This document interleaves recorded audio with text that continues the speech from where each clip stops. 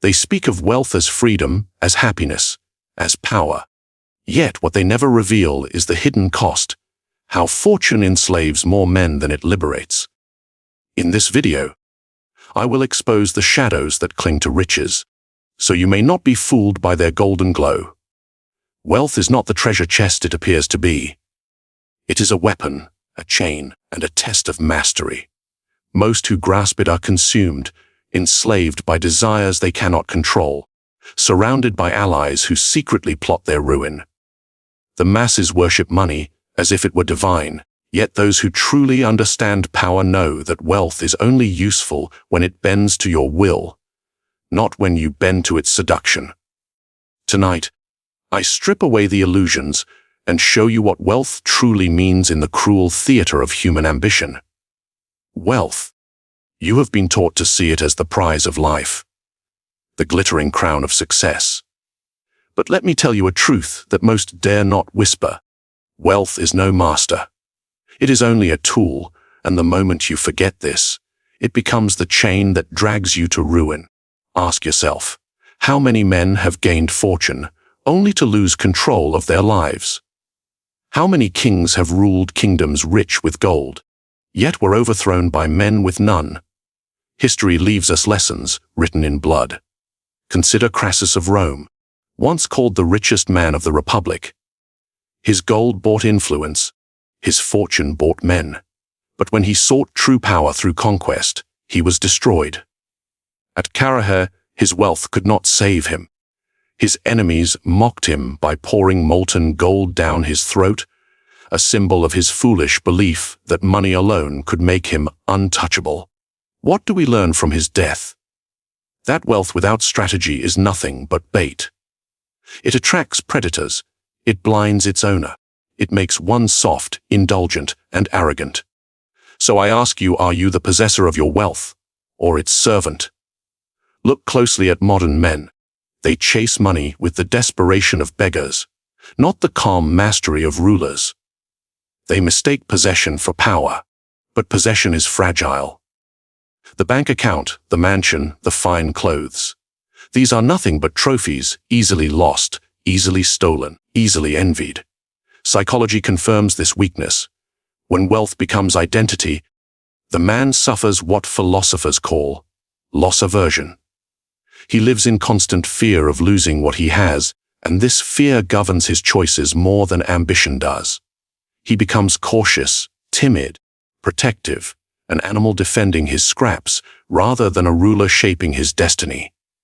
Do you see the irony? The poor man hungers for wealth because he thinks it will free him. But the wealthy man clings to his gold in terror, enslaved by the very thing he worshipped. True freedom is not found in owning money, but in using it as a weapon. Consider the Medici of Florence. They understood this principle perfectly. Their family's wealth was vast, but they did not sit idle, counting coins.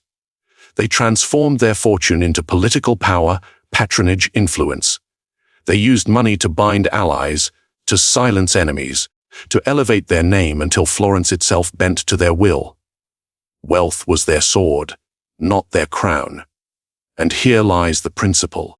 Gold only matters when it buys leverage. Leverage over men's loyalty. Leverage over men's fear. Leverage over men's silence. Tell me, what good is a chest of gold if it cannot make men obey? What use is a fortune if it cannot protect you from betrayal? This is why the wise never flaunt wealth as an end in itself. They understand that the power is not in the possession, but in the command it grants. The coin is worthless until it bends human nature.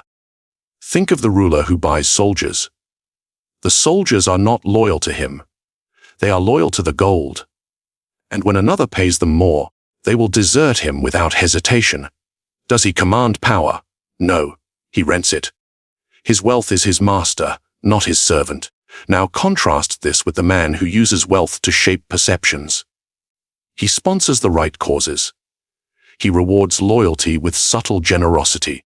He punishes betrayal by withdrawing support. His fortune flows like a river, and men drink from it. In their minds, he is not merely wealthy. He is necessary. That is the true use of wealth, to make others dependent on you, while you remain free from dependency on the wealth itself. So, look within yourself. Do you clutch money out of fear? Do you serve it as though it defines you? Or do you wield it coldly, deliberately, to bend others to your will? This is the first dark truth. Wealth is not the treasure, it is the instrument. The moment you bow before it, you have already lost the game. And yet, there is a deeper danger. Even those who learn to wield wealth correctly must face another truth. Wealth inflames desire, it multiplies weakness. It reveals who commands themselves, and who is commanded by hunger. But that, my friend, is the second key to be revealed. Wealth does not merely fill a man's hands. It inflames his hunger. What once satisfied him becomes nothing. The gold he chased so desperately loses its taste the moment it is secured. And here lies the corruption of desire. Wealth does not cure the craving. It multiplies it. Think carefully. How many men have you seen rise with fortune only to become restless, unsatisfied, and reckless? Why? Because wealth does not grant peace. It awakens the beast of endless appetite. History has preserved countless warnings. Look at Alexander the Great. He conquered lands from Greece to India, yet the more he gained, the more insatiable he became. For him, victory itself became poison. Every triumph only revealed how much more there was to seize. He wept when no more worlds were left to conquer. Was he wealthy? Yes, powerful undeniably. But was he master of his desire? Never, and in the end, that desire consumed him as surely as it consumed his empire. The corruption of desire is subtle. It whispers just a little more. More land, more gold, more power. The man believes he is building an empire, yet he is merely digging a pit into which he will eventually fall. This corruption is not only historical, it is psychological. Modern studies reveal what rulers of the past always knew. Satisfaction fades quickly. Psychologists call it the hedonic treadmill. Each new luxury becomes ordinary. Each gain becomes baseline, and soon, what once felt like triumph feels like nothing more than survival. So ask yourself, do you pursue wealth because it is useful? Or because it feeds a hunger you can no longer control? For the man who cannot govern his desire is weaker than the one who governs nothing at all. Desire corrupts judgment. Consider the gambler who wins his fortune one night and loses it the next. He cannot stop. Victory fuels him more than loss humbles him. His hunger grows with each taste of success. Wealth has not freed him. It has chained him to a cycle of craving. In politics, this same principle destroys rulers. A prince who cannot resist taking more will eventually provoke rebellion. A merchant who cannot stop expanding will stretch his empire too thin. A ruler who feeds every desire soon finds his throne shaking beneath him. There is another danger here. Desire exposes weakness to your enemies. The man who craves can always be manipulated, bribed with more gold, tempted with more power, lured with promises of pleasures he cannot resist. Even kings fall when their hunger blinds them. Remember the tale of Antony and Cleopatra. Antony, once a formidable Roman leader, was undone by his indulgence.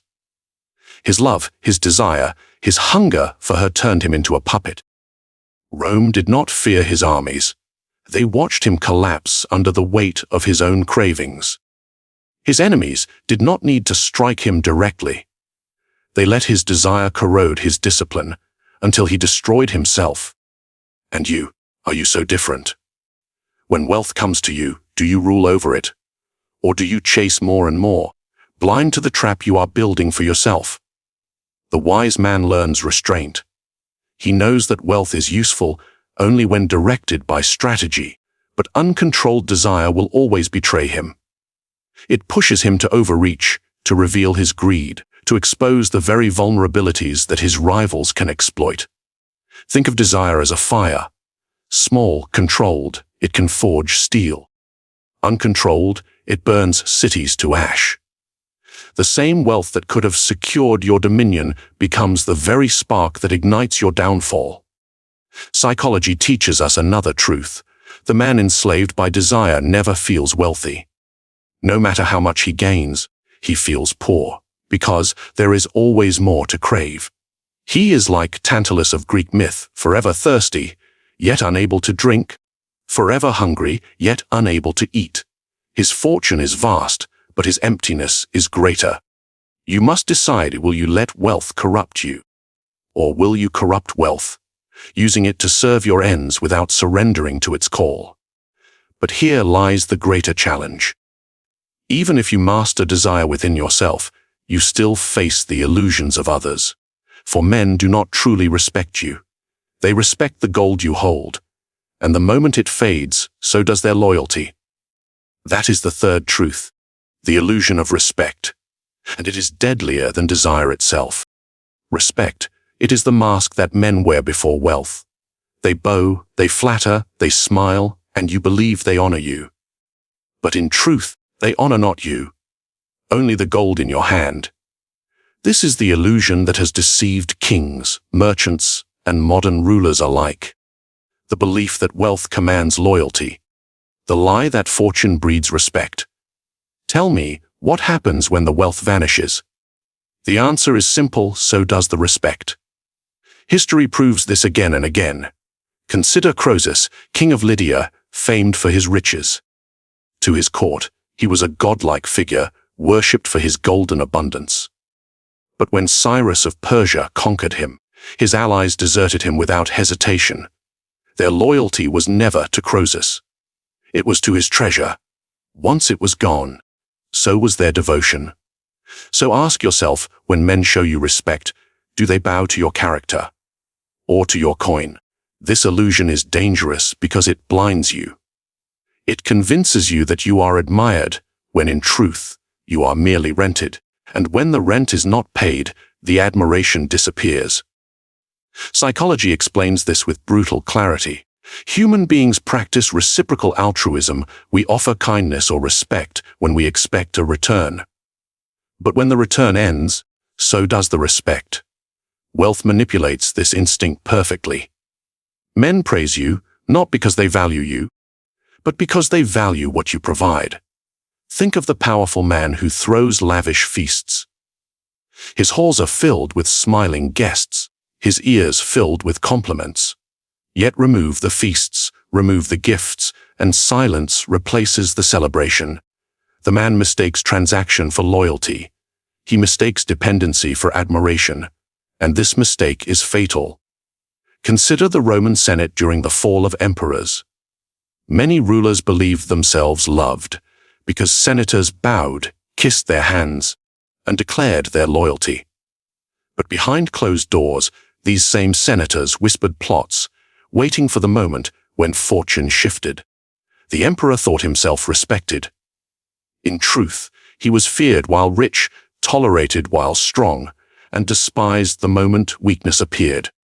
The illusion of respect seduces the modern man as well. Look at the entrepreneur who grows wealthy. Suddenly, friends surround him, strangers admire him.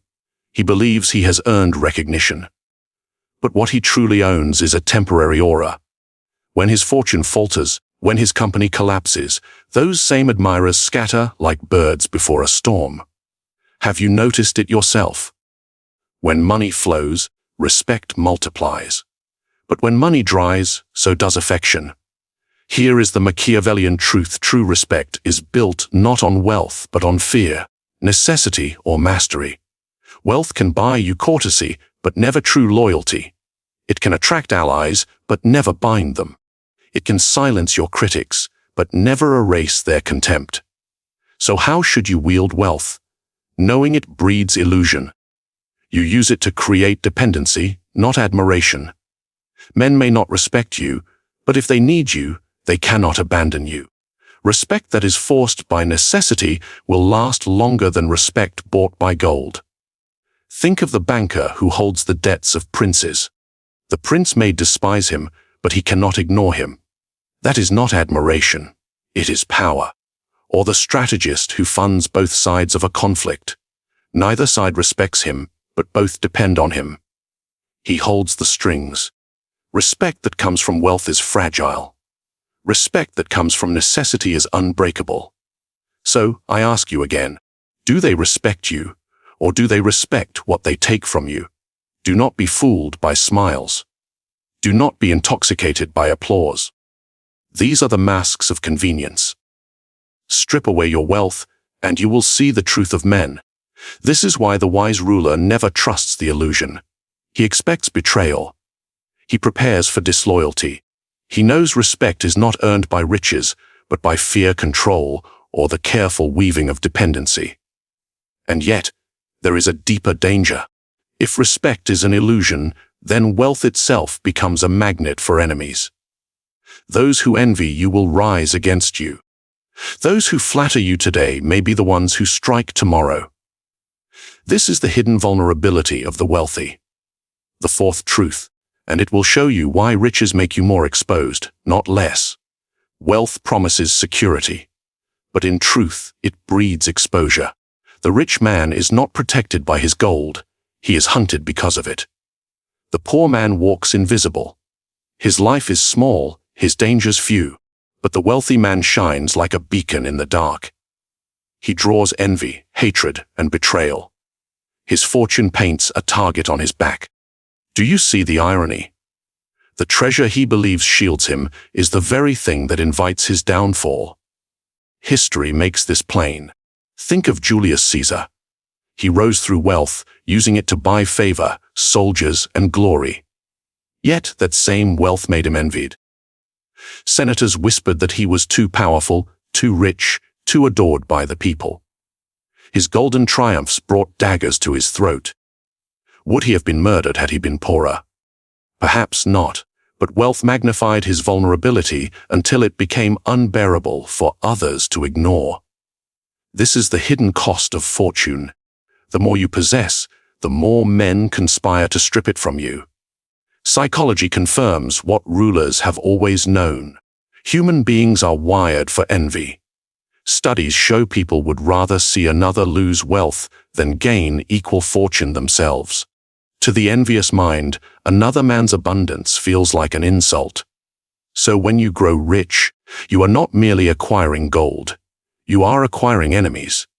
Have you not noticed? A man of modest means may inspire indifference, but a man of great wealth inspires resentment. Even his allies grow restless. Even his friends wonder why fortune favors him and not them. The rich man's life becomes a fortress. He cannot trust easily. He cannot rest easily. He is forced to build walls, hire guards, and surround himself with flatterers who, in truth, are watching for weakness. Look to the French Revolution. The nobility, drenched in luxury, believed themselves untouchable. Yet their displays of wealth only sharpened the blade of resentment. The starving masses rose, not because of hunger alone, but because their rulers flaunted excess while they bled. Wealth had become vulnerability. Gold had turned to chains. And what of today? The wealthy man flaunts his riches online. Cars, mansions, luxuries. He believes he inspires admiration. In truth, he provokes hostility. He is targeted by thieves, criticized by the masses, despised by those who have less. His fortune is not protection. It is exposure. Now, consider this strategically. If wealth attracts enemies, then the wise man must learn how to disguise it. The most dangerous ruler is not the one known to be rich, but the one whose wealth is hidden, flowing silently beneath the surface. Think of the banking families of Europe who operated from the shadows. They did not sit upon thrones, yet kings depended on their coin. Their power was vast, yet their visibility was limited. This is how wealth avoids vulnerability, by becoming invisible. So ask yourself, do you display your fortune for others to envy? Or do you cloak it, using it as a silent weapon? Remember, this wealth does not only draw envy, it also breeds dependency. And dependency can turn allies into adversaries. The servant who grows accustomed to your gifts will curse you when you deny him. The ally who benefits from your generosity will hate you the moment you stop paying. In this way, wealth creates obligations that transform into threats. Respect born of riches is fragile, but so too is security born of riches. The rich man must spend more time guarding his fortune than enjoying it. This is why rulers of the past often distrusted the wealthy. Monarchs stripped nobles of land, confiscated treasures, and imposed heavy taxes. They knew that unchecked wealth created rivals. Even today, governments seek to control the rich, fearing what they might do if left untethered. The lesson is clear: wealth exposes you. It makes you visible. It makes you envied. It makes you vulnerable. So what should you do? You must treat wealth as you would a blade. Keep it sharp, but keep it sheathed. Let men suspect your power, but never reveal its full extent. Hide your fortune behind influence. Disguise it behind necessity.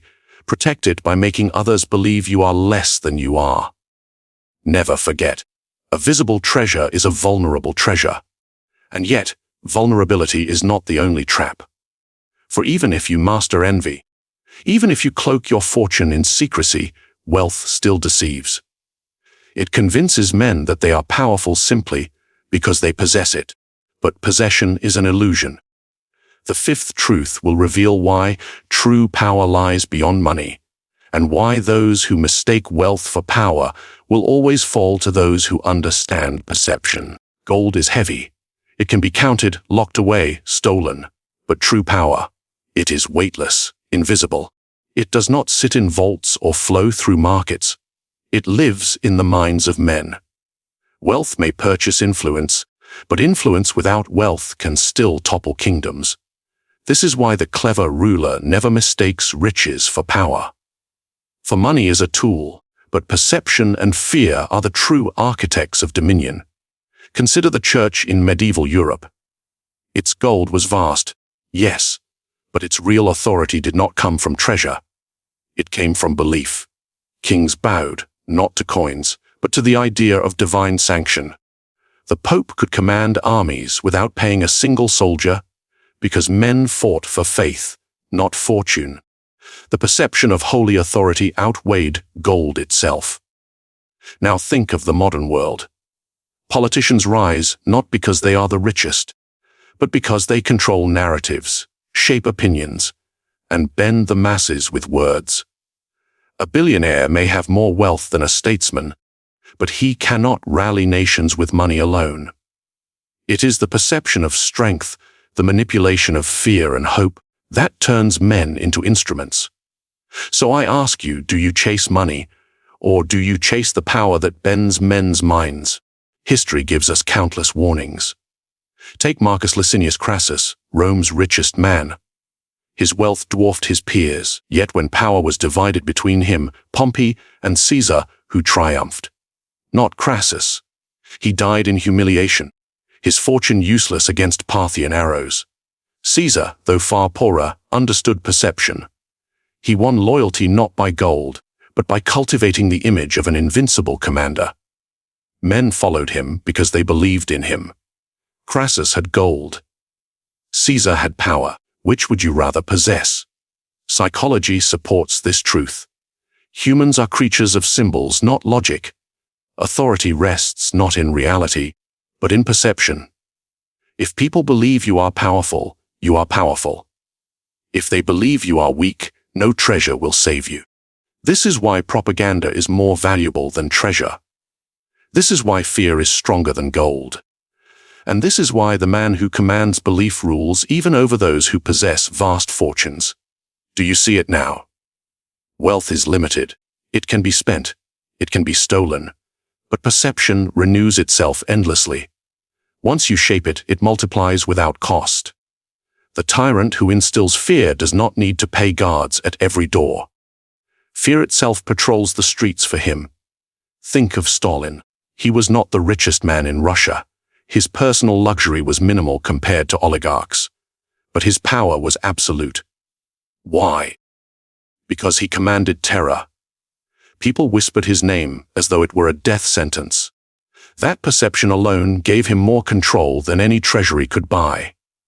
Even in smaller games of life, the same principle rules. The man who flaunts wealth gains admirers, yes. But the man who carries silent authority gains followers who would sacrifice for him. The employer who rules only with paychecks commands labor. But the leader who shapes identity, loyalty, and fear commands devotion. Which one do you think survives longer? This is the distinction you must understand. Wealth buys service, but perception commands obedience. Wealth hires soldiers, but perception makes them die for you willingly. So, if you must choose, pursue not the visible glitter of money, but the invisible threads that move men, for perception is far harder to destroy. Do not misunderstand me. Wealth has its place. It oils the machine, feeds the troops, silences enemies when necessary. But wealth is like water. It leaks, it evaporates, it must constantly be replenished. Perception is like iron. Once forged, it holds shape. The wise ruler uses wealth to build perception. He spends strategically, not to buy respect, but to craft the illusion of invincibility. He knows that men will remain loyal long after the gold is gone, if their minds have been properly conditioned. Ask yourself, when men follow you, do they do so for your money? Or because they believe in your strength? One can be bought. The other cannot be stolen. This is why true power lies beyond money. Because wealth dies with you, but perception can outlive you. Even centuries after death, rulers and conquerors still command respect, fear, and obedience. Though their gold has long turned to dust, the man who pursues money alone becomes a servant to it. The man who pursues power through perception becomes master over both money and men. And yet, the greatest danger lies not in wealth itself, nor in perception, but in the art of using wealth strategically. For fortune, when wielded like a weapon, can silence enemies and bind men in ways that gold alone never could. This is the sixth truth, the final edge in the game of dominion. The art of using wealth like a dagger in the dark. Wealth in itself is powerless. A pile of gold cannot think, cannot fight, cannot command. But in the hands of a strategist, wealth becomes a weapon. Not thrown blindly, not wasted on vanity, but used with precision like a dagger in the dark. Most men spend, few invest, and fewer still understand that every coin is a tool of manipulation. So let me ask you, do you rule your wealth, or do you squander it like a fool buying applause? History offers the sharpest lessons. Take the Medici of Florence. Their power did not come from soldiers alone. It came from how they deployed their fortune. They funded artists, bankers, and politicians. They clothed their influence in beauty, in patronage, in loyalty bought without a word. Men did not merely see their wealth. They felt its reach in every aspect of life. This is strategy. Wealth disguised as necessity. Wealth disguised as culture. Wealth turned into chains. Contrast this with emperors who wasted fortunes on spectacles. Gladiator games, golden palaces, extravagant banquets. They believed generosity bought love.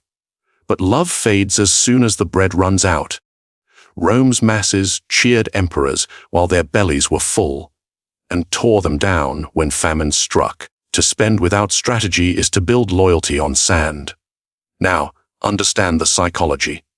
When wealth is used openly, it breeds envy. When it is used subtly, it breeds dependence. Which is stronger? Envy seeks your ruin.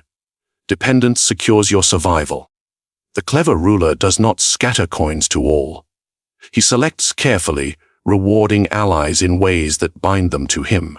He creates obligations that men cannot escape. A debt of money can be repaid. A debt of survival cannot. Imagine you give a man a gift he could not have earned himself. He feels indebted. But more than that, he feels powerless without you. This is the true art, to make others believe they cannot live without your wealth, while you yourself remain free from attachment to it. Think of a modern example, the employer who pays his workers more than they could earn elsewhere. They may not love him, but they cannot leave him. His wealth is not wasted. It is invested in their dependency. That is loyalty forged by necessity, not sentiment. So I ask again, when you spend, do you make men love you or need you? Another strategy: use wealth to divide. Nothing weakens rivals faster than jealousy between them. A ruler may grant a favor to one ally and deny it to another, watching their friendship collapse under envy. Coins become wedges, driving men apart while you remain the center they orbit. This is how wealth silences threats. Not by bribing all, but by corrupting a few. Remember also, wealth is most effective when hidden. A sudden gift, an unexpected favor, a silent payment. These shock and bind far more deeply than constant display. The surprise breeds gratitude, and gratitude turns quickly into obedience. Consider how a dagger strikes. Not waved in the open, but concealed until the moment it pierces. Wealth should act the same. Silent, sudden, decisive. The great mistake of rulers is vanity. They want their generosity seen, their wealth admired. But admiration is hollow. It breeds envy and false respect. The true master spends without needing recognition. He lets others believe fortune simply flows, while behind the curtain, he directs every coin with precision. There is one more lesson. Wealth must never protect you. It must attack for you. To use wealth only for comfort is weakness. To use wealth to disarm enemies, reward conspirators, and fund the tools of control, that is strength. Think of Otto von Bismarck. He understood the strategic use of wealth through his welfare policies in Germany. He did not fund pensions and benefits because he loved the people. He funded them to silence socialist movements, to bind the workers' loyalty to the state. His wealth was not kindness. It was calculation. Do you see it now? Every coin you spend either weakens you or strengthens you. Every gift either binds or betrays. The art of wealth is the art of war. Gold is your dagger. Spend with precision. Strike with intent. Waste nothing. Because in the end, wealth fades, but the influence you build with it remains. Use your fortune strategically, and you will hold power long after the gold itself is gone. And yet, even strategy cannot save the man who forgets this final truth. In the cruel theater of human ambition, wealth is always fleeting, but power carved into perception can endure beyond death. Control is never declared. It is exercised silently. The masses believe they act freely, yet their choices are guided by invisible hands. Wealth, respect, desire. These are nothing but levers. The wise man does not pull them violently. He nudges. He directs. He bends others without their awareness. This is the true art, not to command openly, but to rule in shadows. For when men think they obey themselves, they obey you most completely. Ask yourself, are you the one being guided, or the one guiding? Do you hold the strings, or are you merely a puppet dancing for another's design? The cold truth is this: real power is unseen. And if you master that, no throne, no fortune, no army will ever be beyond your reach. Now tell me, what do you see in this? Comment your thoughts below. Subscribe for more strategies drawn from the darker side of human nature, and share this with those who dare to understand power as it truly is.